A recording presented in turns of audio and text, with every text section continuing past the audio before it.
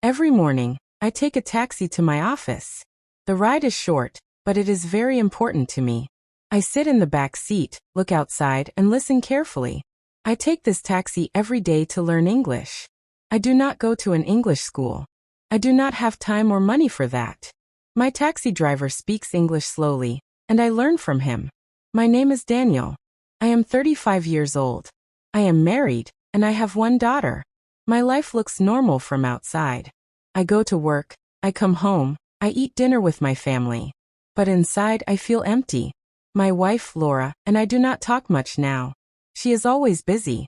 When I try to speak, she looks at her phone. Silence lives between us like a wall. In the taxi, I feel different. The driver's name is Adam. He is kind and patient. He speaks in short English sentences for me. "Good morning, Daniel," he says. "Good morning," I reply. "How is your day?" "It is okay," I answer slowly. These small sentences make me feel alive. Adam listens to me. He does not rush. Sometimes he corrects my English softly. I like that. I feel respected. One morning Adam asks, "Why you learn English every day?" I think for a moment and say, "Because I want to feel confident." He smiles and says, "That is good reason." At home, no one asks me why I feel tired or quiet. No one listens like this. I start to wait for the taxi ride every morning. It becomes my safe place. One day, Adam tells me his cousin, Sarah, also helps people learn English. She sometimes joins him on long routes. The next week, she sits in the front seat. She turns back and smiles at me. "Hello, I'm Sarah," she says. "Hello," I reply, feeling nervous. She speaks clearly and gently. She asks me simple questions. I answer, sometimes wrong, sometimes right. She never laughs. She encourages me. That day, the ride feels shorter than usual. When I reach my office, I feel sad it is over. I realize something important. I am not only learning English in this taxi. I am escaping my silent life. I do not know yet, but this quiet ride is the beginning of a big change, and a painful mistake. Sarah starts joining the taxi more often. Not every day, but enough for me to notice. When she is there, the air feels lighter. She asks me about my work, my dreams, and my childhood. No one has asked me these things for a long time. We talk only in English. My sentences are simple. Her patience is endless. "You are improving," she says one day.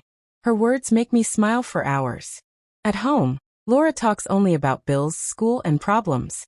We never talk about feelings. When I try, she says, "I'm tired, Daniel." So I stop trying. In the taxi, Sarah listens. She remembers small details. "You said you like writing," she says one morning. I am surprised. I nod. "Yes. I forgot that," I reply. That moment touches my heart. I start thinking about her during the day. I wait for the next ride. I practice English sentences in my head. Not for learning, but to talk to her better. I tell myself this is harmless. She is just helping me learn English. But deep inside, I know something is changing. I laugh more. I feel seen. One rainy morning, the taxi is quiet. Adam is busy with traffic. Sarah looks back at me and asks softly, "Are you happy?" I hesitate.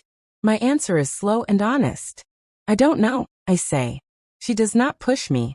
She only says, "Sometimes people forget themselves." Those words stay with me all day. At night, Laura and I sit on the same sofa, but we are far apart. I think about Sarah's question. Soon, the rides become longer. Adam takes a different route. I do not ask why. I enjoy the extra time. I share things I never share at home. My fears, my regrets, my loneliness. I am careful not to touch her. I never say anything wrong. But emotionally, I cross a line. I feel closer to Sarah than to my wife. One evening, Laura asks, "Why are you always smiling these days?" I freeze. "Work is good," I lie. That night, guilt sits heavy on my chest. I realize this is not just English practice anymore. This is emotional infidelity. I am giving my heart to someone else, one simple English sentence at a time. Everything changes on a quiet Friday. Laura forgets her phone at home, and mine has no battery. I use her phone to call my office. A message appears on the screen. It is from Sarah. See you tomorrow. I enjoy our talks. My heart stops. I put the phone down, but it is too late. Laura sees my face. What is wrong, she asks. I cannot lie again. I tell her the truth, about the taxi, the English lessons, the talks, the feelings. I tell her I never touched Sarah, but my heart feels divided. Laura listens in silence. Tears fall from her eyes, but her voice is calm. So you shared your feelings with her, she says. I nod. Yes. That hurts more than anything, she replies. The next morning, I do not take the taxi. I walk to work instead. My legs feel heavy. My mind is full of regret. That evening, Laura and I finally talk, really talk, for the first time in years. We talk about distance, neglect, and pain. It is not easy. There is anger and sadness. But there is also honesty. The next week, I see Adam driving past me. He slows down and looks confused. Sarah is not with him. I look away. I know I must end this chapter. Later, I write a short message to Sarah. Thank you for helping me learn English. I must stop. I need to fix my family. She replies with one sentence. I understand. Take care. No drama. No angit. Just a quiet goodbye. At home things are still broken, but we are trying. Laura and I attend counseling. Some days are hopeful. Some days are hard. Trust does not return quickly. I realize infidelity is not always physical. Sometimes it starts with listening, with kindness, with words. And sometimes those words hurt the people we love the most. Months pass. I no longer take the taxi every day. I use public transport. I still learn English, but now from books and videos. It is slower, but it feels honest. At home, Laura and I rebuild our relationship step by step. We eat together. We talk without phones. Sometimes we fail, but we try again. One night, my daughter asks, "Why do you stay home more now?" I smile and say, "Because home is important." I think about the taxi often. I do not blame Adam or Sarah. They did nothing wrong. The mistake was mine. I looked for comfort outside instead of fixing what was broken inside my marriage. I learned many English words in that taxi, but the biggest lesson was not about language. It was about boundaries. Emotional infidelity is quiet. It does not shout. It whispers.